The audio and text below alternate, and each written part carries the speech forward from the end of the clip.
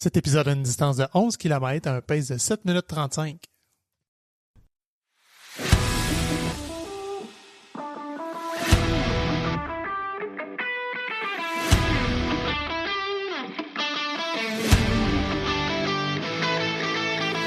Ici, on parle d'entraînement, de motivation, d'équilibre et tout ce qui nourrit notre passion pour la course. Je vous présente Coach Bill, curieux de la science derrière le sport.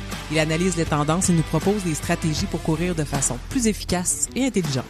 Je vous présente Coach Isa, avec qui chaque foulée trouve son équilibre. Elle crée une connexion authentique avec nos invités, ce qui nous donne accès à des humains formidables et des histoires inspirantes.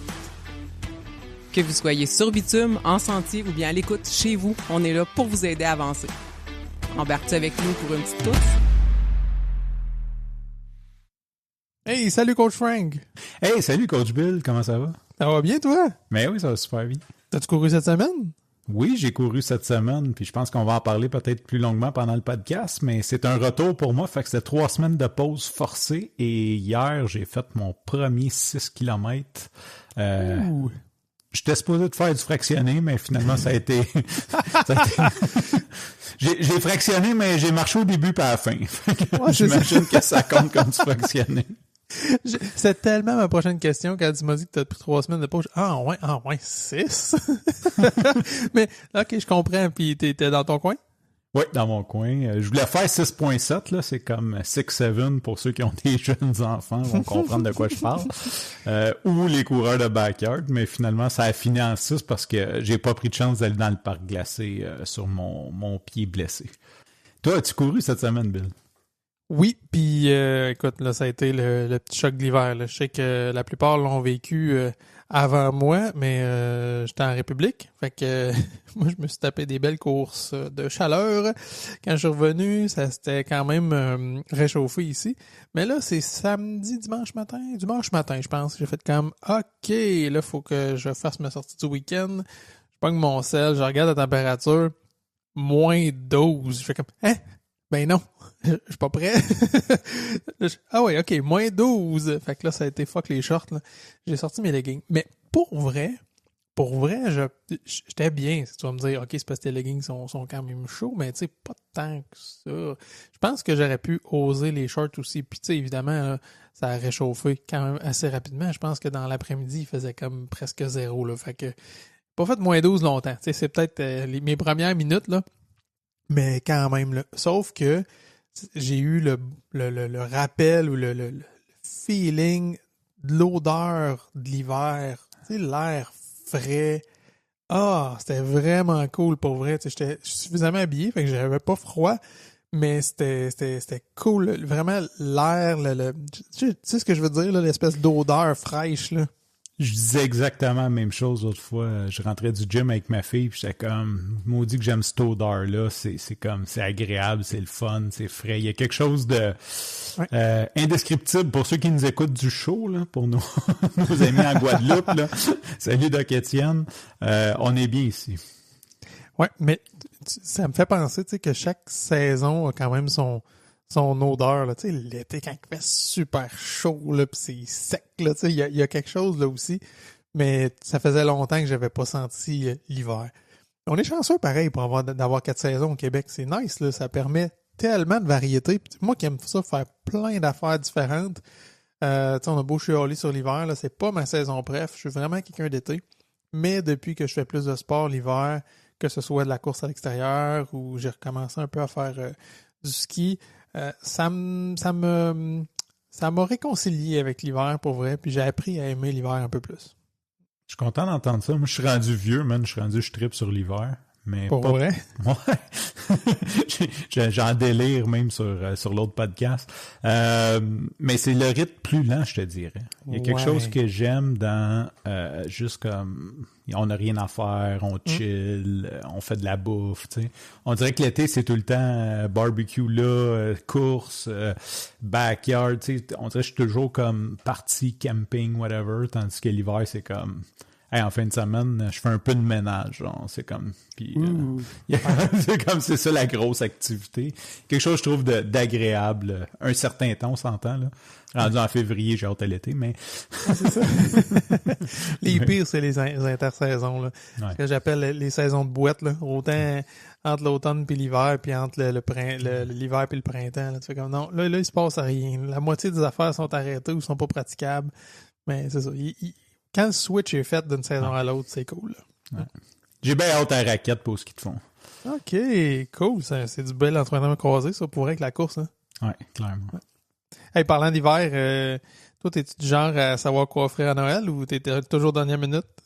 Ben, disons que je commence très tôt mentalement, mais physiquement, je finis tard. Je te reconnais, là. Ben, tu sais, moi, cette année, je vais en profiter, hein. Je vais commencer d'avance avec Altitude Sport. Je vais faire quelques cadeaux là-dessus, puis tu sais, je vais en profiter tant qu'à commander pour me gâter un peu. Je vais regarder peut-être des manteaux de course ou peut-être des beaux petits gants chauds, là, ça pourrait me faire du bien. Moi, je pense que je vais juste me faire des cadeaux à moi. Non, mais... Ah ouais, hein? Mais je pense que je vais faire comme toi. Puis en plus, c'est super pratique parce que la livraison est gratuite et rapide partout au Canada et même le jour même à Montréal. Puis si jamais le cadeau n'est pas de bonne taille, ils peuvent le retourner facilement avec un code QR. Ouais, ça, c'est vraiment pratique, j'avoue. Puis ça t'évite de courir dans tous les magasins. À dernière minute, tu restes chez vous. Tu l'as dit, hein, au chaud, l'hiver, en mode slow pace. Fait que tu fais tes commandes en ligne, puis that's it. Puis en plus, pour nos auditeurs, on a le code qui est toujours valide entre 2 courses, qui vous donne jusqu'à 20% de rabais. Le lien et les conditions vont être dans la description de l'épisode. Je rappelle que entre 2 courses n'a pas de W. Ça... Mais ce code-là vaut quand même la peine. Tu prépares tes cadeaux et en même temps, tu profites pour te faire plaisir. Fait que tu es prêt pour tes runs d'hiver. Dans ma petite tournée des réseaux, je suis tombé sur une nouvelle application, je dirais, qui est Pro Run Coach, avec évidemment une application mobile et un link vers Strava pour aller chercher les courses. C'est une application qui était par abonnement pour faire du coaching, faire des plans qui sont adaptatifs par rapport à vos sorties réelles sur Strava. Mais leur hook, si on veut, là, comment ils ont accroché le monde pour starter dans l'appli, c'est qu'ils ont créé une espèce de carte de hockey, je dirais. Là. Fait que quand tu le links pour la première fois, ils te créent ton image et avec ton nom, ta photo de profil qui ressort avec des espèces de 3D, là, c'est quand même nice. Puis là, ils ont fait un hype là, qui en sortait comme juste 999. Fait que c'était juste comme pour les premiers qui s'inscrivaient que tu pouvais avoir ta carte Day One Edition pour mousser ça. Puis il y a comme plusieurs métriques dessus, là, tu sais, comme, mettons, là, pour vrai, je vais y dire, parce que j'ai même pas compris ce que ça voulait dire, là. Mais moi, pour le LNG, pour les longues, j'étais à 49, middle 50, sprint 42, endurance 38, avec le petit drapeau du Canada. Puis tout, tu sais, ça fait une belle petite carte de visite, si tu veux. Je m'en servirai jamais, là. Mais je trouvais ça quand même cute qu'ils ont fait comme pour rendre ça attractif au départ.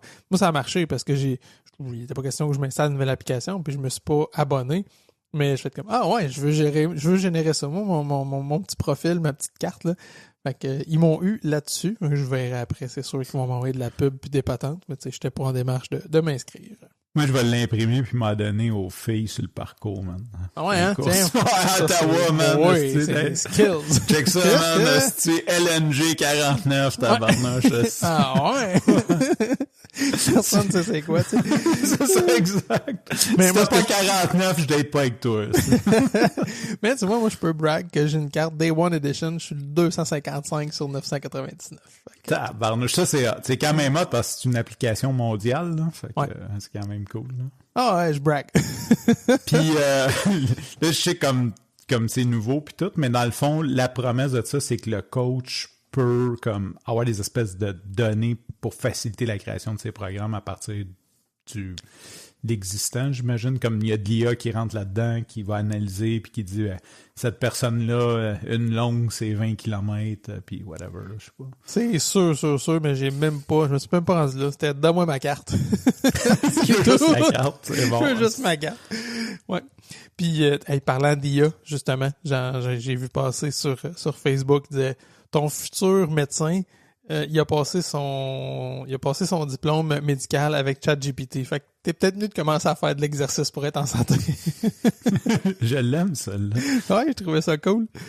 Après ça, il y avait Mathieu Dugal de Moteur de recherche. C'est un animateur techno là, qui a un balado qui s'appelle, puis c'est une émission à Radio-Canada qui s'appelle Moteur de recherche, qui est fort intéressante, by the way, que j'ai écouté souvent. Et puis, il a fait une publication récemment sur le recul de la marche au Canada et c'est phénoménal. Il disait, il y a 6 ans, on prend les Canadiens là, de 18 à 79 ans, il y a 6 ans, il y en avait plus de la moitié, c'est 52% qui faisaient 7500 pas par jour. Okay? Plus de la moitié des Canadiens faisaient 7500 pas ou plus par jour. 2 ans plus tard, déjà, ça avait perdu 3 points, c'est 49% okay? En 2021. Et aujourd'hui, en 2025, tenez-vous bien, que 32% qui font plus de 7500 pas par jour. Moi, ça m'a jeté sur le cul, alors qu'on en parle, que la marche est quelque chose de hyper pertinent pour la santé, qui est hyper accessible, mais qui est en déclin là, de façon magistrale. Puis évidemment, ben là, ça amène à des problèmes de santé, de société, parce que globalement, même la santé des gens vont décroître. Mais je pense qu'il y a un lien qui est pas unique, mais il y a un lien de cause à effet là-dedans qu'on peut voir directement. Puis moi, ça me frappe, là, parce que, tu sais, la marche, tu sais, on dit que la course, t'as pas besoin de grand-chose. La marche, t'as encore moins besoin de grand-chose, là. Tu sais, tu peux marcher avec n'importe quoi, nu-pied, en gogoune, en souliers, en whatever. Tu sais, c'est sûr que si tu marches des 15-20 kilos, il faut que tu te choses bien comme un coureur, mais juste marcher 5500 pas par jour, là, on parle pas d'ultra-distance, là, pas pantoute, là. Fait que ça m'a dérangé, je dirais, cette statistique-là. Puis, ça serait le fun qu'on la renverse. Je sais pas comment. Ben oui. Mais... Ben écoute, on va commencer par nos auditeurs qui allaient marcher.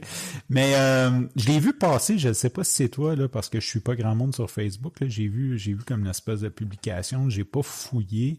Est-ce qu'il parlait de raison? Parce qu'on tombe dans les 6 dernières années, il y a eu la pandémie. Ils ont-tu une piste de qu'est-ce qui fait que les gens marchent plus? Parce que... Pas dans ce résumé-là. Par contre, c'était appuyé sur d'autres recherches. Là, j'ai pas pris le temps d'aller lire, mais tu vois, j'ai fait le même amalgame que toi, justement. C'est clair que la pandémie puis le télétravail ont un lien direct là-dedans. Là. Ça, c'est sûr. C'est clair, ouais, c'est sûr. C'est sûr que si tu vas plus au bureau, tu sortais, je sais pas, dîner, là, tu restes chez vous. J'en ai parlé d'un épisode récent, puis c'était fascinant là, quand j'ai commencé à faire du télétravail. Ma montre calculait mes pas, j'étais comme, ben voyons, ça n'a pas de bon sens. Là. Tu sais, des fois, je sortais des journées en bas de 1000 pas, là, 600-700 pas, j'étais comme, ben non. Alors que, oui, pour frapper mon 10 000, il faut que j'aie une course en journée. C'est rare que je marche suffisamment, à part si j'étais en vacances ou on fait une activité. Mais une journée régulière de travail, mettons, tu sais, je vais être plus à 4, peut-être 4-5 000 pas. Mais j'étais en bas de 1000. J'ai fait comme, ça n'a pas de bon sens à quel point ça nous rend sédentaires. Puis c'est là où tu dis, ben, faut que je me force. Là, tu sais, je vais monter, descendre des étages que j'ai à la maison plus souvent pour une toilette en haut, pas grave, mal en bas. Ou sortir dehors, prendre une marche là du dîner. Mais ça avait été un constat, un constat assez frappant pour moi. Là. Je me considère chanceux de vivre en milieu urbain parce que comme les journées, je m'entraîne pas, je vais travailler au café. Je fais du télétravail, mais je marche 2 km aller-retour. Fait que ça me... C'est comme je me force, là. C'est comme une discipline que je me donne d'aller jusqu'au café. Ou je prends un break, je vais jusqu'au café, je prends un café, je reviens, mais au moins je marche comme un 4 km. Là. Mais je peux comprendre que si tu restes sur le bord d'un rang où il n'y a pas de trottoir... peut-être pas comme... Puis l'autre chose, c'est marcher pour marcher, c'est plate. C'est le fun quand t'as une destination. Ouais. C'est ça, quand t'as un but. Tu sais, moi, je me rends au café, je reviens, mais si t'as pas de but, ça peut être un peu plus plate. Fait que nos auditeurs, encouragez vos amis à marcher, s'il vous plaît. Ah, clairement. Puis tu sais, on a fait un épisode avec Evelyne qui était coach de marche, mais t'as même pas besoin d'aller dans la marche athlétique ou la marche forcée. Là. On parle juste de bouger, faire quelque chose. La marche étant juste comme la plus simple expression de l'exercice physique, là, mais ça peut être n'importe quoi. Là. Mais c'est ça. C'est quand tu dis même ça, qui te permet de te déplacer, qui est faisable par pratiquement n'importe qui. Dès que t'as deux jambes, un brin valide, tu peux marcher. Mais c'est ça. Fait que oui, marcher puis inciter vos gens à marcher. J'ai vu une autre publication qui m'a fait sourire. C'était un poster avec... ça dit « Rappelle-toi, en cas d'invasion de zombies, les premiers qui seront mangés sont ceux qui n'ont pas de cardio. » Que ça? Ça donne le goût justement de marcher puis de courir. Moi, c'est ce que je dis à mes chums qui sont tough. Moi, je suis pas tough, fait que je cours, man. Les chances que tu me rattrapes sur 80 km sont faibles. Si je te outrun sur le premier 500 mètres, c'est sûr que tu me rattrapes pas. C'est terminé. C'est ça. À défaut d'être fort, tu peux courir longtemps. Exact. J'en profite pour saluer Val, qui était notre auditrice, qui nous a tout réécouté en rafale et qui a terminé le grand catalogue du combiné coureur.io entre deux courses. Puis elle nous a fait plusieurs propositions de sujets. T'sais, on croirait qu'après une centaine d'épisodes, on a épuisé le sujet. Et non, elle nous a sorti des super bonnes idées qu'on va explorer. Donc, merci Val pour ça. Puis même chose à n'importe qui, si vous avez des idées, soumettez-nous-les. Écrivez-nous sur Messenger, Instagram ou même un courriel. Puis on est toujours preneurs si vous avez soit des gens que vous connaissez, des parcours inspirants à nous parler ou juste des sujets qui vous intéressent, que vous aimeriez qu'on élabore. C'est toujours intéressant de savoir qu'il y a quelqu'un qui attend un sujet comme ça puis qu'on le travaille. C'est le fun à faire. Je voudrais saluer Val parce qu'elle m'a ajouté sur Strava puis elle a commenté sur une couple de courses qui est très cool. Nice. Il y a Nathalie qu'on a reçue récemment qui disait « Hey, pourriez-vous prendre une petite pause d'enregistrement? Là, j'arrive plus à vous écouter. » Beau problème. Je salue Dominique aussi, qui est un auditeur là, de longue date, là, qui nous a fait un petit commentaire, un retour cette semaine, comme quoi que c'était très agréable de courir en notre compagnie. Ça, je trouve ça cool parce que c'est souvent ce que les invités nous disent après. Ils arrivent, bon, il y en a qui sont un peu... ils ont peur d'être intimidés ou là, je vais être correct, je vais dire hey, on est ici pour jaser, là. OK, on est juste une couple de tatas qui jasent de course puis qui sont passionnés puis qui s'amusent puis fait que quand j'entends ça des gens je courais en votre compagnie, ça me réjouit parce que c'est clairement l'ambiance qu'on veut créer pour nos invités mais aussi pour nos auditeurs. Très cool. Puis moi j'aime beaucoup la nouvelle programmation de jeudi, ça donne mieux dans mes courses. On dirait que le mardi, je l'écoutais. Je sais comme c'est poche, là. Tu sais, mardi, c'était ton idée, hein? Ouais. Je sais que moi, j'ai pris ça parce que tu mettais ça le mardi, là. That's it. Mais dans le temps, je l'écoutais pas, je le produisais. Oui, là, je suis l'autre bord. Puis en tout cas, j'aime beaucoup le jeudi. Souvent, je l'écoute, je le vois apparaître, puis là, je vais courir, puis je l'écoute. Fait que j'aime beaucoup le jeudi. Petit commentaire. Il y a juste le outro que j'ai pas. Tu vois, hein? Je reprends ta maxime que tu m'as transférée, que j'aime beaucoup. Tu sais, fait mieux que parfait. Dans le outro, on dit encore que les épisodes sortent le mardi. Puis c'est parce que c'est ça, c'est de l'ouvrage, là. Tu sais, reprendre la trame sonore, regosser, enregistrer ça, puis tout. Mais je l'ai pas fait encore. J'avais le goût juste de prendre le même, puis juste faire un blank, puis dire jeudi par-dessus. Ça serait malade. Je pourrais le dire, genre. Ouais, avec une voix IA, man. C'est le fait qu'il y a une voix IA, genre. Ouais, une fausse voix, ouais. Ça me va dans la fausse voix IA, là, vraiment. Puis tu détimes la musique en arrière là, pour vraiment jeudi, genre. C'est ça. Ceux qui savent sauraient. Ceux qui arrivent là, vraiment, c'est quoi ça? Comme si c'était un liquid paper audio. Oui, c'est exactement ça. C'est ça l'image aussi. C'est ce que j'avais envie de créer. Mais bref, c'est ça. Sachez que même si on dit encore mardi dans l'outro, ils sortent le jeudi maintenant. Morale de l'histoire, si vous partez un podcast, dites pas de journée dans l'outro. Mais trop compliqué. Ouais, c'est ça. Aujourd'hui, j'aimerais ça j'avais comme idée qu'on puisse jaser de juste refaire un tour, là. Je pense qu'on a parlé à travers plein d'épisodes, mais juste des mythes et réalités entourant la course à pied. Mais avant d'aller là, moi, le dernier épisode que j'ai fait, c'était ma rétro de mon année de course. Là, ça fait un bout de temps, Frank, que t'es pas venu nous jaser au micro. Fait que ça serait cool de faire quand même une petite rétro de ton année 2025 à toi. Écoute, je te lance Fred de même. Pour toi, ton souvenir, c'est pas obligé d'être le 1er janvier, mais ton année de course, là, c'est quoi ton souvenir le plus ancien de 2025 qui a été marquant? Puis après ça, on va débouler puis on va avancer ton année. Moi, oui, mais avant de commencer, je te relance. Miroir, j'utilise mon ricochet. C'était comment courir dans le sud? Hey, pour vrai, Je n'ai parlé dans l'autre épisode, t'écouteras. Ah, mais je courais plus, là. Ouais, c'est ça. Jeudi. Ben, je peux le répéter un peu. Whatever, wherever je suis, j'aime ça courir ailleurs. Fait que déjà, je suis pas parti que c'est cool. En fait, si j'arrive pas à le faire quand je suis ailleurs, ça me fait chier. Tu sais, je fais comme, si j'étais à telle place puis j'ai pas pu me trouver un trou pour aller courir. Que ce soit j'étais en sortie pour affaires, que ce soit par agrément, que ce soit en visite à quelque part. Tu sais, je sais que je vais même me foutre une charge mentale de exemple, on va souper chez des amis dans le coin de Tremblant, là, puis ce serait cool, je pourrais aller courir là, puis j'étais comme, j'y crois tout le long, là. Puis je fais comme, mais non, je peux pas arriver chez des amis, je dis, je vais aller courir, je reviens, pendant que tout le monde prépare, là. Non, tu sais, ça le fait pas, mais on dirait que je m'inflige d'y croire vraiment longtemps à ça. Fait que quand ça se produit pas, ça m'écoeure. Fait que ça, c'est sûr que là, en étant là une semaine, ben évidemment, là, je m'étais garanti que j'allais le faire. J'étais allé courir 2 fois des courses régulières, puis j'ai fait ma petite course d'épée là, sur la plage. Même si je sais que c'est nul, là, c'est comme, je voulais le faire, là. J'avais le goût. J'étais en maillot, en chest, puis je disais, je vais faire la plage, juste longer à la plage, aller voir les gens, puis faire ça. Tu sais, j'ai fait une petite comme ça, mais pour vrai, c'était tough, ces pieds, ça. Là. J'ai trouvé ça difficile à cause de l'angle, puis tout, là, j'ai pas aimé ça.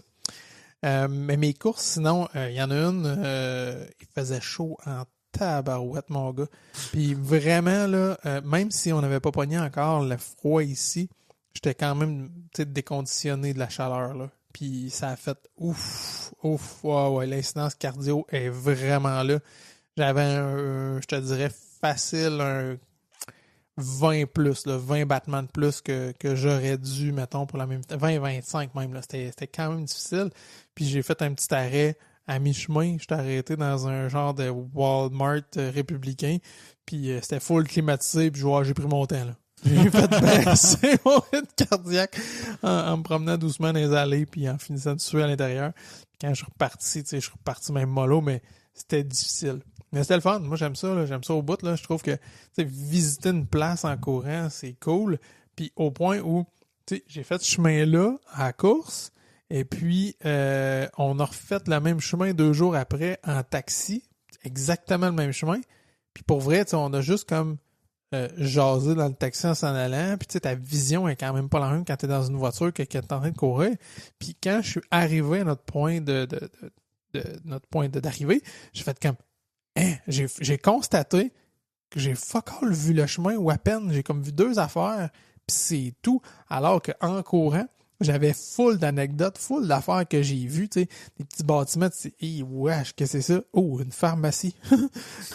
Une banque, ok, on dirait 4 murs de carton, tu sais. Puis, fait il y a plein d'affaires comme ça qu'en courant, la vitesse est assez lente, que tu as le temps d'observer, de voir ce qui se passe, d'avoir des petits détails, tu peux t'arrêter si tu as envie.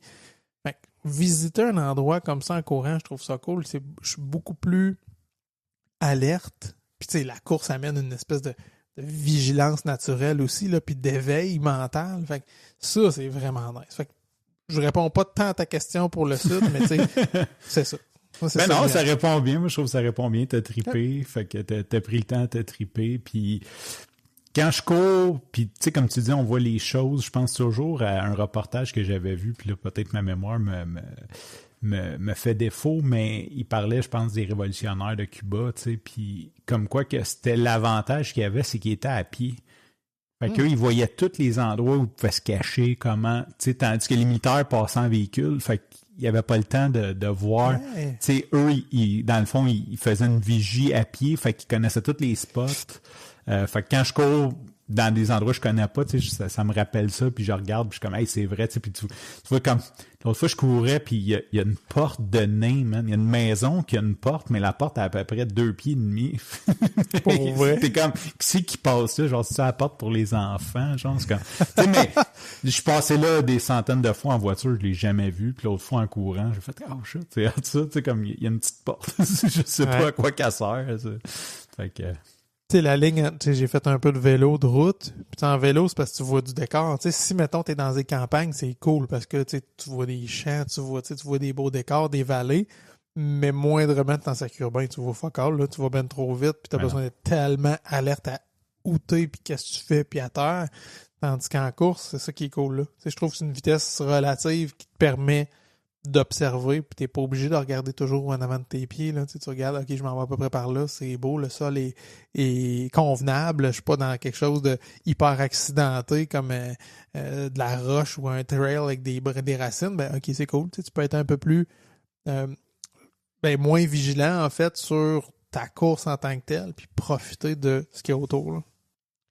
Pour répondre à ta question. Ouais, c'est ça, on va revenir. J'ai fait un petit détour. Fait que mon plus vieux souvenir, je pense que c'est genre le 2 janvier ou le 6 janvier ou whatever, là. J'ai un ami, François, qui m'a parlé de Weekend Shock. Fait que l'idée, c'est de faire 100 km dans le week-end.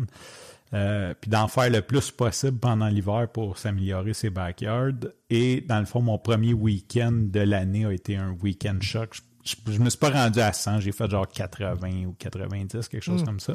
Fait que c'était quand même cool. Ça s'était bien fait, malgré le froid. J'avais fait comme, je sais pas, 30, 20, 20, un affaire, ou 30, 30, 20, un affaire comme ça. Fait que c'est ça mon plus loin souvenir de 2025. Ce qui est plate, c'est que quelques semaines plus tard, je m'étais pété à la tête, là, je m'étais fait une espèce de commotion.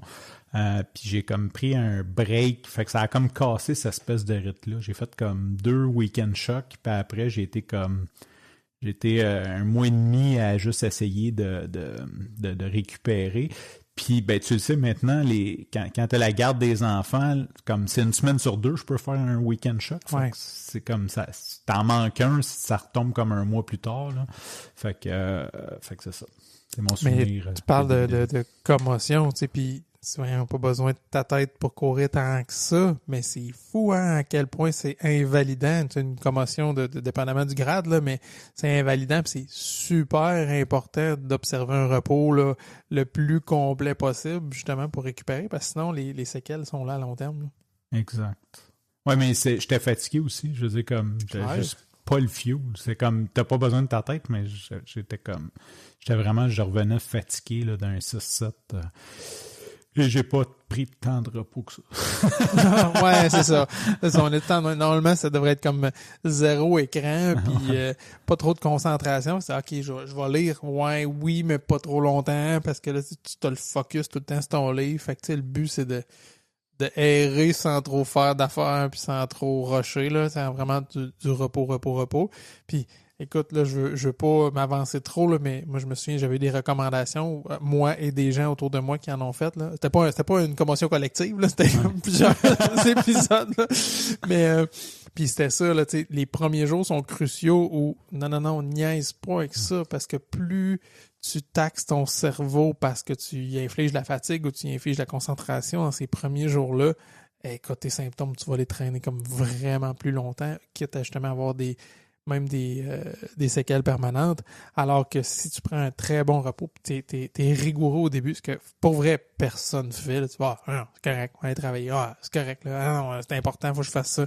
Ouais, mais tu sais, c'est ça, l'incidence est à long terme, puis en plus, c'est cumulatif, les effets de chacune des commotions, fait que si t'en as plus que dans ton actif, faut que tu sois encore plus vigilant.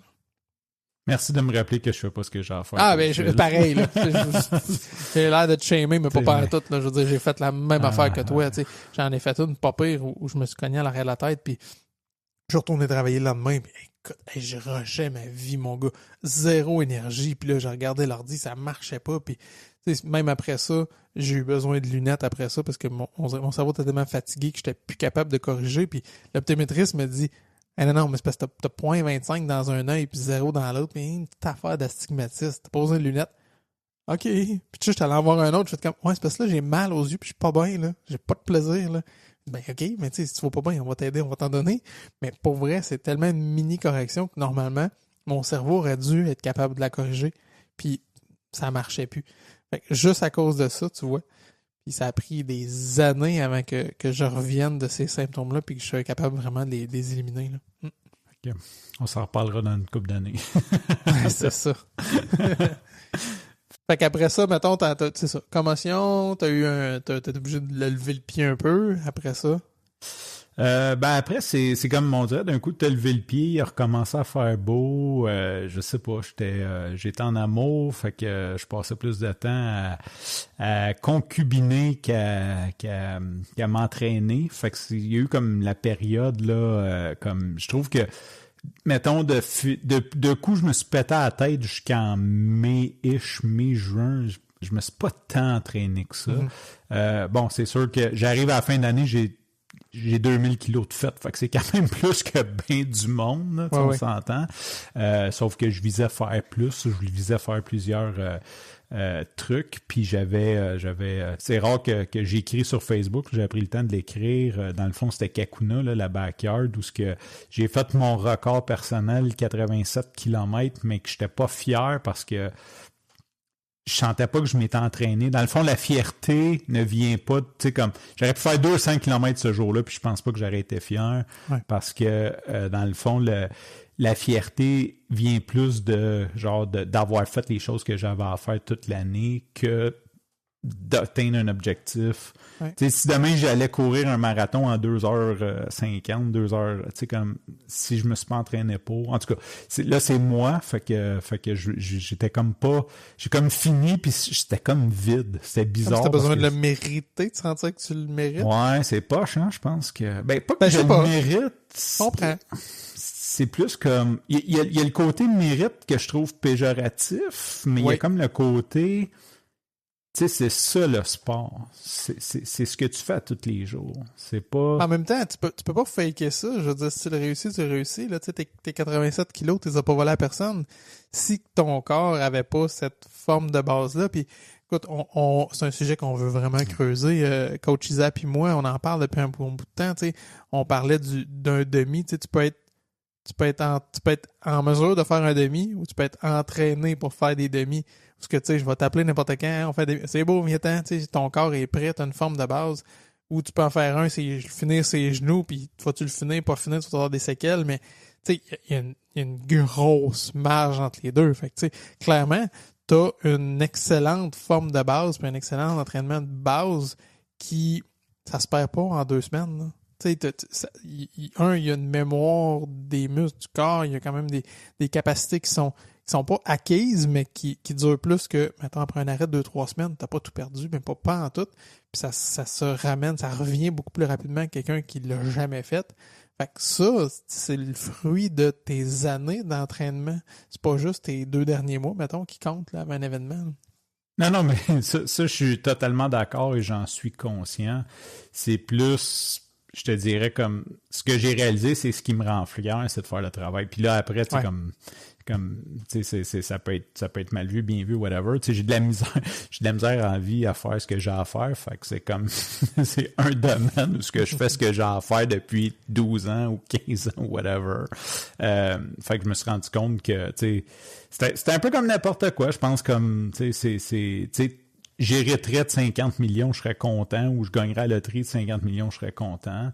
Mais sûrement que de l'avoir bâti moi-même, il y a comme une autre fierté qui vient avec ça.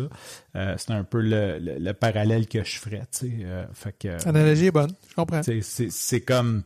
Ne me méprends pas, je serais content de le gagner à la loterie et de le flober, mais bon, je l'ai pas plus aujourd'hui, là, mais tu sais, c'est cette espèce de réalisation-là. Puis je sais, tu sais, comme il y avait bien du monde qui m'écrivait genre « Ah non, mais c'est bon pareil. » Puis c'est pas comme je me trouve pas poche. J'étais juste comme... Puis je le sais que, tu sais, comme tu dis, j'ai une forme de base que je suis pas inquiet que je pourrais ne pas m'entraîner ou peu m'entraîner puis comme faire quand même des bonnes choses pendant un bout, en tout cas, pendant un certain temps.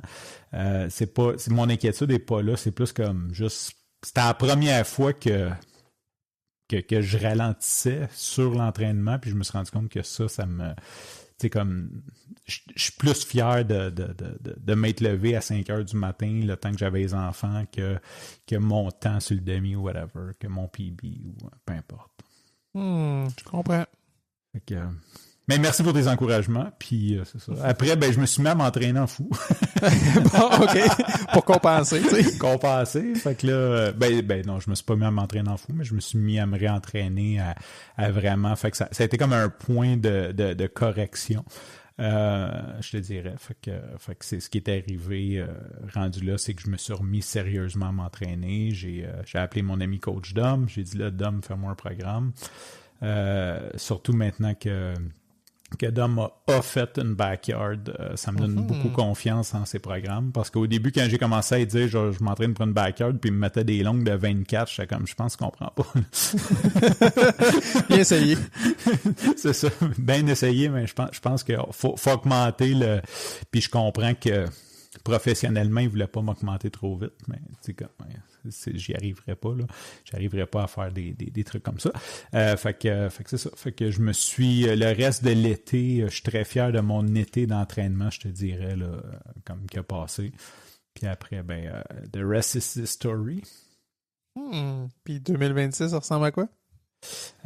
Beaucoup de gros projets. Je peux peut-être finir 2025. Ah, OK, oui, je pensais que j'ai dit Ouais, c'est ça. Ouais, sauf que c'est ça. Fait qu'en fait, je visais dépasser 100 cette année, 100 km. J'avais vraiment espoir de le faire comme tout l'entraînement puis tout.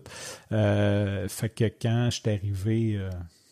Mais je prendrais juste une seconde, parce que c'est peut-être pas tous les auditeurs, là, je comprends qu'on en a parlé quand même une couple de fois, mais qui savent c'est quoi une backyard, puis tu sais, faire 100 km, ça représente quoi faire 100 km dans une backyard? Tu sais, ça pourrait être... Je pense qu'on vaut la peine que tu fasses un petit recap de ça. Un petit résumé, ben oui. Ouais. Désolé, c'est vrai que... Puis, on n'est vraiment pas un podcast élitiste, là, fait que ça a l'air juste fou, mais c'est juste comme de l'entêtement depuis 12 ans. C'est d'être poche depuis longtemps qui fait que je me suis rendu là. Fait que dans le fond, une backyard, c'est un last man standing, comme Bill dit. C'est une course que le dernier qui finit...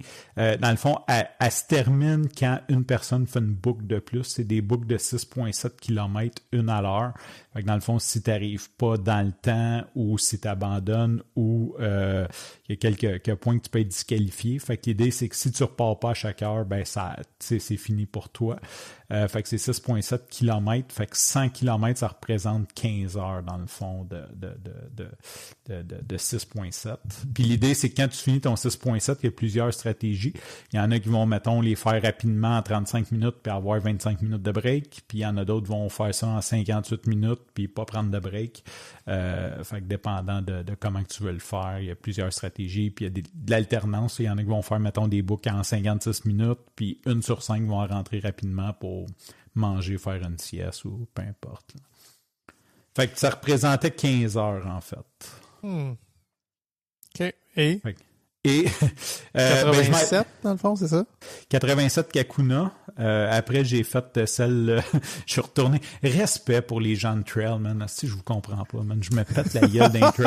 Même Bill, il a été témoin. C'était même pas une trail. C'était un sentier dans un parc. J'ai réussi à m'enfarger, genre, comme quand on a fait avec Pierre-Luc. Ça, c'était cool, d'ailleurs. Oui. Ça fait partie de mes highlights. Ah oui. Fait que, tu m'as vu, là, c'était même pas une racine. C'était une branche. Je m'enfarge tout le temps dans les trails. Fait que j'ai fait l'Outaouais. Fait que je suis comme trébuché 3 fois. Je me suis enfargé une 50aine de fois. Je suis revenu les genoux en sang. Puis c'est drôle parce que j'ai fini l'année passée les genoux en sang chez le médic. Puis là, le médic était pas là. Je pense que c'était sa femme ou quelqu'un d'autre qui le remplaçait. Puis il est arrivé comme je venais de finir, puis j'étais en sang. J'avais les genoux en sang. C'est pas grave. Il a pogné un fourré. Il était plus capable d'arrêter de rire. Il dit, qu'est-ce que tu fais là, man? Il dit, la dernière fois que je t'ai vu, t'étais assis, les genoux en sang, puis 1 an plus tard, t'es pareil. Il dit, t'as pas compris, faut pas que tu tombes, man. Fait que ça a été... j'ai quand même fait 7 heures, 49 km, là. Fait que c'est quand même pas pire. Mais respect, man. Pour les gens de trail, là, je m'enfarge. C'est tough. Les muscles, les jambes qui bougent, tout... Je comprends pas. vous êtes des machines. Moi aussi, j'ai de la misère pour vrai. Là. Je suis sûr là, que justement, écoute, ça prend pas une grosse branche que je m'enfarge dedans. Puis, c'est ça. Coach Isère, il y a de moi, il dit, une branche? Ouais, non, c'est une petite ligne. Là. Il met une roche à quelque part, un caillou. Il a fallu que je m'accroche le bout des orteils dedans. Mais tu sais, j'ai mis ça sur le dos de. Tu sais, je fais beaucoup de route. Moi, ma foulée est optimisée. Je lève pas mon pied pour rien. Je perds pas d'énergie en hauteur. On s'en va par en avant. C'est en plein, ça. Mais en trail, c'est ça. C'est ça. C'est plus tough. Fait que c'est ça. Fait que ma dernière, c'était à Beaver, qui était le 1er novembre. Puis je pense que c'est la boxe. J'ai recommencé à faire de la boxe, puis j'ai fait de la corde à danser. Fait que le mardi, c'était le samedi. Le mardi matin, je suis parti, j'étais allé au club de course, puis j'ai commencé à avoir mal aux pieds, mais solide sur le côté du pied. Fait que j'étais allé courir pareil. Ben oui. Là, rendu au jeudi, j'étais comme... J'avais de la misère à marcher, tu sais. Fait que je dis, Coach Dom, il est aussi masso. Fait que je dis, hey, t'as-tu un spot pour moi? Il dit, ça tombe bien, man. Il dit, j'ai pris off aujourd'hui, fait que viens. Fait que là, j'ai dit, ouais, j'étais un peu magané, mais d'après moi, c'est juste de quoi de jammer dans les muscles. Ça m'est déjà arrivé, tu sais, comme les muscles du mollet, genre. Fait que je frotte fort ces mollets. Puis là, j'arrive chez eux, puis je descends et marche. Une marche à la fois de côté. Il dit, dude, il dit, t'es pas un peu magané? Il dit, t'es scrap. Fait que là, ça, c'est le jeudi. Fait que le samedi, je m'en vais courir la fameuse dernière backyard où ce que je vise faire 100 km. Puis, fait que là, il me replace. Je pars le samedi matin. Ça va mieux, mais j'ai encore mal. Puis après 3 books, je dis à Kev, mon crew, je dis, man, je dis, tu sais, d'habitude, avant 6-7 books, je suis correct. Comme, j'ai du fun. Là. Mais là, après 3 books, j'avais plus de fun. Là. J'étais déjà écœuré. Puis, fait que ça a été vraiment le point culminant. Là. Fait que là, j'étais tanné, puis je continuais sa haine sur l'orgueil, sur tout ce que tu veux. J'ai pogné mal aux genoux. J'ai mis ça sur le dos du froid. J'ai l'impression, vu qu'on a passé il faisait 20 à -2 en dedans de 4 jours, là. Fait que tu sais, comme j'ai mis ça sur le dos du froid, j'avais mal aux genoux, mal aux pieds, ça marchait pas. Ça marchait juste pas.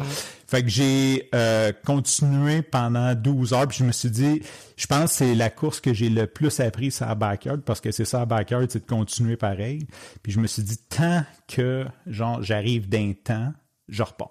Je m'en fous, j'ai pas de break, je repars. Puis d'un dernier tour, là, j'avais comme 8 secondes de break, je repartais. Puis le dernier tour, ben, j'ai fait 12 boucles dans le fond. Puis j'ai été disqualifié parce que je me suis perdu. Puis j'ai vraiment l'impression que c'est mon cerveau qui m'a joué un tour. Vu que j'allais repartir, mon cerveau, il a fait comme mode perdre, genre. Comme j'ai vraiment l'impression parce que j'ai passé des cônes. J'ai pas vu les cônes, genre. Puis tu sais, c'est une boucle que t'as faite une couple de fois. Elle a pas changé, là. Non, sauf qu'il faisait noir. Fait qu'à un moment donné, je me suis ramassé sur un pont, puis j'ai dit, dude, j'ai jamais vu ce pont-là. Je suis où? Fait que là, j'ai traversé le pont, c'est peut-être l'autre bord. Fait que je suis revenu. Ça allait pas bien. Non, ça allait pas bien. Je suis revenu, puis j'ai vu les cônes, j'ai dit, hey, j'ai manqué les cônes. Puis là, je savais comme ma distance à ces cônes-là, j'étais à 3 km, puis il me restait comme 15 minutes. Puis j'avais pas le... J'ai essayé de monter à 5 minutes du kilomètre pour la rentrée, puis c'était comme OK. J'ai dit OK, j'abandonne ça. Ben pas j'abandonne, là, j'ai fini, mais bon, j'ai rentré en 1h06, là, quelque chose comme ça, overtime. Fait que j'ai été disqualifié. Mais je suis vraiment content parce que je te dirais qu'à 9, ça marchait plus. À 3, j'étais écœuré. À 9, j'étais comme détruit, puis j'ai comme poussé 3 heures de plus. Diagnostic, le dimanche, je t'ai envoyé une photo, le lundi, j'avais le pied gonflé. Mais tu sais, tu nous as envoyé la description, tu sais, j'ai le pied un peu bizarre, un peu mal là, puis tout, puis ça chauffe, ça pique dedans, je sais pas quoi, OK. Mais quand tu nous as envoyé la photo, oh shit, il n'y a plus de forme ce pied-là, là. C'est comme les Flintstones. Ouais, parce que quand on se blesse, on demande à nos chums qui sont kin et comme, tu sais, on veut pas aller à l'hôpital. Puis là, je me suis dit, j'étais comme, on m'a allé demain à l'hôpital. Comme, t'étais, non, vas-y aujourd'hui. C'est Isa, surtout, elle dit, non, c'est pas que ça. Fait que tout le monde me disait, vas-y. Là, j'étais, OK. Fait que j'étais allé. Fait que finalement, fracture de stress.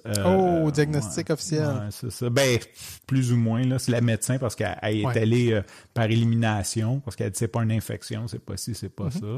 On a passé des radios, elle a rien vu. Puis là, je suis retourné 2 semaines plus tard, passer d'autres radios, elle a rien vu. Mais j'ai parlé à d'autres coureurs, puis ils m'ont dit, ils le voient pas. Là. Souvent, ils ne voient pas la fracture. Ou ça peut être en dedans, ou ça peut être comme... C'est très drôle que tu me dises. Ben, drôle, c'est rien de drôle. Mais c'est particulier que tu me dises ça parce que aujourd'hui, j'ai une amie justement qui m'a écrit, je pense que j'ai une fracture de stress, puis tout, puis je pense... Je dis, regarde, ils vont faire ça, je vais consulter. Tu sais, ça peut être botte sans songe là, pour enlever un peu au moins la pression sur le devant du pied, puis la ramener sur le talon. Puis dans le fond, c'est de la gestion de charge. Là. C'est d'enlever de la charge ton pied puis de le laisser se réparer. Si t'es capable de faire à rien, c'est quelqu'un qui est incapable d'arrêter de bouger, mais OK, baisse ta charge, faut que ton pied réussisse à se réparer à un moment donné. Mais c'est ça, je dis, va consulter, c'est une bonne idée, parce que d'un coup, c'est pas ça, il y a peut-être un autre traitement, mais ils vont te faire des radios puis ils verront rien. Mais ça veut pas dire que c'est pas ça. T'sais, je l'ai tellement entendu souvent, j'aimerais ça, s'il y a un médecin qui peut m'expliquer. Je comprends que souvent, ils vont prendre la technique la moins invasive ou qui a le moins d'effets secondaires, puis s'ils trouvent avec ça, nice, ils sont pas obligés d'aller plus loin, parce que sinon, je pense que le meilleur moyen de le détecter, c'est avec une scintigraphie osseuse, mais là, c'est injection de produits de contraste, puis tout ça, pour aller voir s'il y a une micro-fissure. Mais probablement que les effets secondaires sont plus dommageables que de dire ben ça doit être ça, puis on va le traiter en tant que tel. Parce que pour vrai, je pense que je connais personne qui a été capable de le détecter sur une radiographie.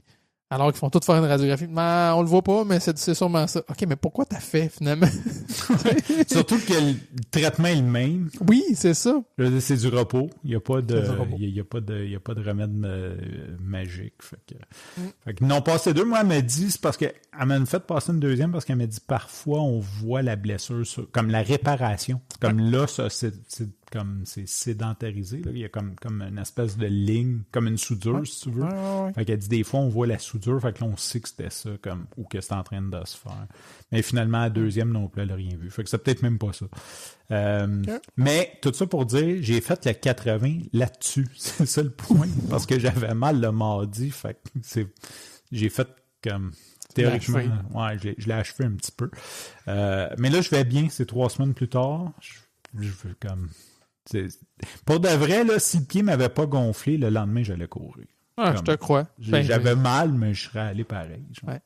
Puis, je refais un petit retour, justement. On parle de fracture de stress ou fracture de fatigue. Ça n'a pas rapport avec du stress. C'est vraiment c'est qu'il y a eu un stress mécanique intense sur une structure, un os, trop longtemps, trop souvent. Fait que c'est pas l'os, il n'a pas cassé en deux, c'est pas traumatique. C'est pas comme si je m'échappe un chaudron en fonte sur le pied. Ouais, là, je vais avoir une fracture des tarses, des métatarses. L'os va vraiment casser. Mais là, c'est pas ça. C'est plutôt c'est comme des petites fissures, si on veut, dans l'os. Souvent, mettons, sur le long de l'os. Fait c'est pour ça que c'est plus difficile à voir. C'est pas une fracture franche que l'os est en deux bouts, mais il est comme, je vais dire, fêlé, finalement. Là. Fait que c'est des petites fractures dans l'os comme ça. C'est pour ça qu'on appelle ça une fracture de stress. C'est qu'il y a eu un stress qui est imposé de façon répétée à l'os, puis à un moment donné, il y a un équilibre là, entre le...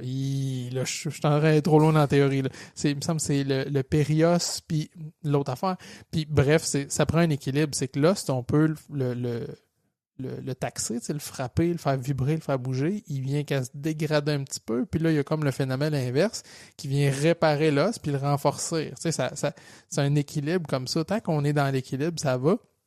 Puis s'il y a trop de stress, qu'on applique trop de charge dessus, ou ça peut être à cause d'une maladie, ou ça peut être à cause d'une malnutrition même, que l'os va se détériorer. Mais là, justement, ça finit avec une fracture de stress. C'est ma fin de saison, fait que ça finit là.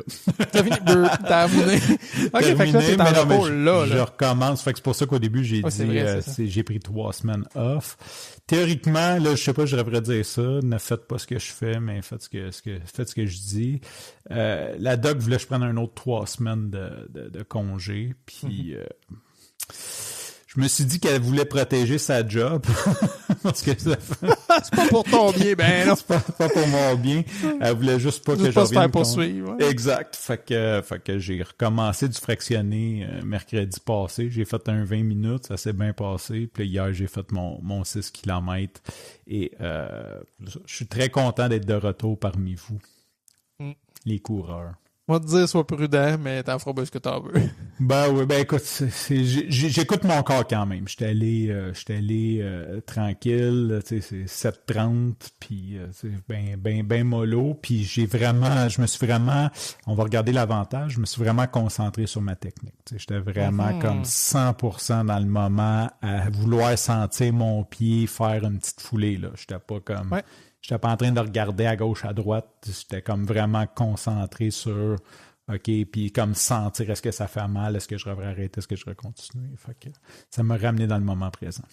C'est super intéressant ce que tu dis. Puis il y a mon ami Seb qui a fait ça récemment aussi, il y avait une petite blessure au genou, puis là, ça l'a vraiment ralenti, arrêté. Puis tu sais, il a pris du temps, comme n'importe qui, là.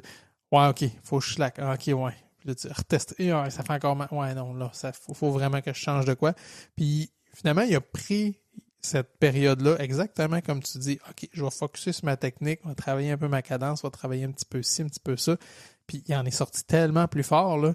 OK, tu sais, je comprends, là, la cadence, ça se travaille. C'est dur à travailler parce que tu en as une comme acquise naturelle. Puis à un moment donné, tu te rends compte, oh, il y a un gros bénéfice. Mettons, elle a ajouté une coupe de pas minutes ici, puis tiens, un petit peu de déplacer mon appui-pied, ou tu sais, des fois, c'est pas grand-chose, puis mais quand ça va bien, hey, je changerai pas ça, c'est juste d'ouvrage, puis tu as l'impression que tu recules, mais quand tu as un bon recul forcé, je vais dire ça comme ça, c'est souvent une excellente occasion de travailler justement à une vitesse plus lente, travailler un petit élément biomécanique. Fait que tu sais, c'est là que c'est pertinent. Puis après ça, ben, quand tout est réparé, tu fais comme oh shit, wow, le bénéfice que j'ai gagné. Comme il y a eu vraiment une baisse du régime, ben, tu observes encore plus la différence. Là. Très cool, mais bravo à toi, c'est une bonne idée au moins de travailler quelque chose. Watch out 2026. Wow. Ouais, ça ressemble à quoi? Je sais pas. Des backyards encore? Des backyards, ouais. Fait que, ouais, je pense pas ralentir là-dessus. Là. OK, cool. Je sais juste pas lesquels. Je t'ai inscrit à Kakuna, ça, c'est sûr. Mm-hmm. Après, Kev, a dit qu'elle allait faire justement la Beaver en novembre avec moi. OK. Pas comme crew, il veut le faire comme coureur. Ben, en fait, c'est qu'il va faire, je sais pas, 1, 2, 3 books, quelque chose comme ça. Mm-hmm. Puis après, il va, parce que les premières books, on s'entend que le crew, je veux dire, comme, c'est plus ou moins, c'est ça, tu t'organises. Fait qu'il va faire quelques books. Son objectif, c'est de faire quelques books, puis après, comme, il va switcher crew. Cool. OK. S'il est pas mort. Si c'est pas détruit. Ouais, c'est ça, il se détruit, mais c'est moi qui s'occupe de lui. En courant, entre mes boucles. Il est couché, puis, avec les genoux en sang. Aïe, aïe, aïe. Ah, cool. Ben, merci pour ton petit récit. C'était cool. Ben, merci de m'avoir invité. Mm-mm. Puis, hey, pour conclure, là, c'est ça, on voulait parler de un petit rappel, quelques mythes et réalités en course à pied. Mettons, je te dis, courir, ça détruit les genoux. Mythe ou réalité? Écoute, là, tout ce que je veux dire, c'est au meilleur de ma connaissance. S'il vous plaît, fiez-vous à Bill pour les réponses. Moi, je pense que c'est un total mythe. Quand j'ai commencé à courir, il y a tellement de personnes qui m'ont dit que j'allais me détruire les genoux. Et ces personnes-là sont toutes en moins bonne santé que moi aujourd'hui, ce qui n'était pas le cas quand j'ai commencé à courir parce que j'étais obèse et ils me disaient de mettre autant de charge sur mes genoux que ça allait tout péter. Fait que j'imagine que c'est un mythe. C'est totalement un mythe. Puis pour réécouter l'épisode avec Doc Étienne où on en parle, c'est ce qu'il expliquait. C'est comme une espèce de courbe elliptique là, où de pas faire du tout d'exercice, c'est pas bon pour les articulations. En faire vraiment beaucoup trop, puis là, c'était des affaires de 20 heures par semaine. J'ai défini beaucoup trop parce que je sais pas, je suis où, là. Puis sinon, là, c'est une grande courbe qui monte, là, puis les genoux en premier lieu, parce que juste le fait de faire bouger l'articulation, le fait qu'elle soit comprimée en relâche, là, ça fait bouger le liquide, ça la fait devenir justement plus résiliente, plus forte. Fait que c'est l'inverse. Ça pète pas les genoux, ça les renforce si c'est bien fait, puis que c'est bien dosé. Puis moi aussi, j'en suis. J'avais mal aux genoux, j'avais des douleurs au ménisque, puis comme le monde me disait « Hey, viens courir, oublie ça, là, j'ai pas de genoux, puis j'ai eu mal aux genoux. » Toute mon enfance, là, quand il faisait humide, tu sais, que j'ai toujours eu mal aux genoux tous les printemps. Puis depuis que je cours, pas mal aux genoux pas toutes. Tu sais, ça a vraiment renforcé toutes ces structures-là. Fait que total mythe, effectivement. J'irais avec le repos est un outil d'entraînement essentiel. Mythe ou réalité, Bill? Totalement une réalité.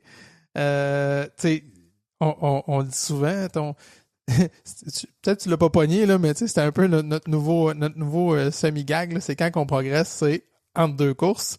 Ouais. Puis c'est exactement ça, c'est le repos, c'est que tu vas aller taxer ton corps, tu vas aller faire une course qui n'est pas obligée d'être si difficile, mais tu y infliges quelque chose en sortant, tu sais, un effort, tous tes muscles travaillent, cardio, etc. Mais après ça, c'est quand tu te reposes que là, tout ton corps va guérir puis renforcer. Fait que c'est vraiment là que tu deviens plus fort puis que tu t'améliores. C'est pas juste pendant que tu le fais, mais c'est surtout après quand ton corps devient encore plus résilient, encore plus fort. Ça a un peu de lien avec ce que j'ai dit au niveau des genoux, mais c'est ça. Je prends toujours l'exemple qui est extrême, mais des gens qui font de l'hypertrophie, des espèces de bodybuilders, des méga muscles, là. Mais c'est ça, eux, ce qu'ils font, c'est qu'ils vont forcer jusqu'à craquer le muscle, à faire une cicatrice, à le faire ouvrir, à vraiment le fendre, là. Puis après ça, ils laissent se réparer, puis ils ont une nutrition, puis ils ont un repos, puis ils ont tout le protocole pour le faire, mais le but, c'est de le faire déchirer, réparer, pour qu'ils viennent vraiment gros. Mais là, je le répète, c'est un cas extrême, mais ça image bien, c'est un peu ça, c'est que tu viens faire des petites micro-fissures, c'est ça, être raqué, mais tu le laisses se réparer, là, ton muscle est encore plus fort. Fait que repos est totalement un outil essentiel à l'entraînement. J'ai toujours dit que c'était quasiment, sinon plus important que l'entraînement. On peut pas dire plus parce que si tu t'entraînes pas, tu fais juste te reposer, tu tombes dans l'autre vague, mais je veux dire, c'est vraiment un outil essentiel. Puis les bodybuilders, comme tu disais, c'est les gens les plus plates au monde. Ils s'entraînent, ils vont se coucher. Je veux dire, comme c'est comme un vrai bodybuilder de compétition, c'est genre ça travaille, ça va au gym, ça mange, ça se couche là. Je veux dire, ça mange à tous les heures des portions de protéines plates, puis c'est pas des part animals, là. On s'entend. Ouais, c'est ça. Il y a tellement d'énergie investie à justement à progresser puis se réparer.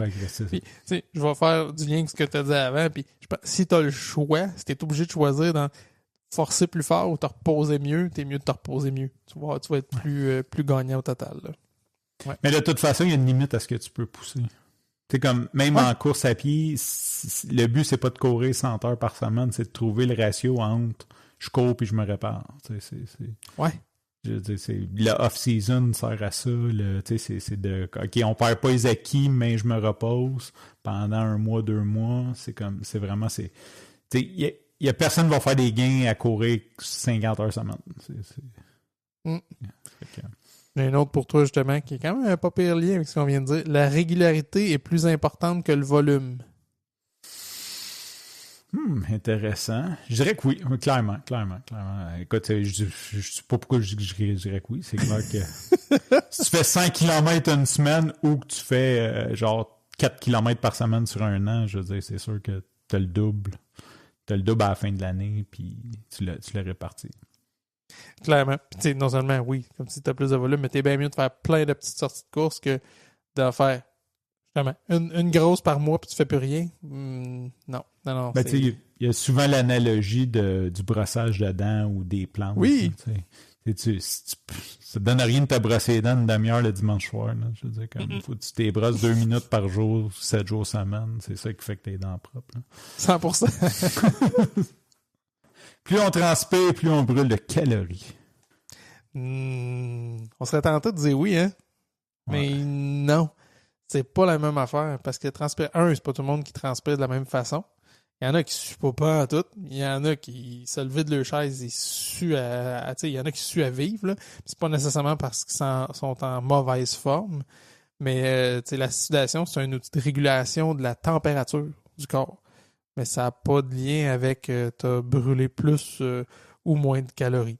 Ça, si on veut le mesurer, ça va être beaucoup plus. Là, le calcul est plus complexe, le rythme basal, etc. Là, mais d'aller voir ce que tu brûles, ça va être plus avec le rythme cardiaque que ça va nous donner une estimation, une idée, mais ça donne rien de regarder le nombre de millilitres que tu sues, ça ne change rien. Non, c'est clair. Puis, ça serait un avantage de suer rapidement. Ça dépend pourquoi, là. Mais pour la régulation de chaleur, tu serais moins apte à faire des coups de chaleur si tu transpires rapidement, comme ton corps régule mieux.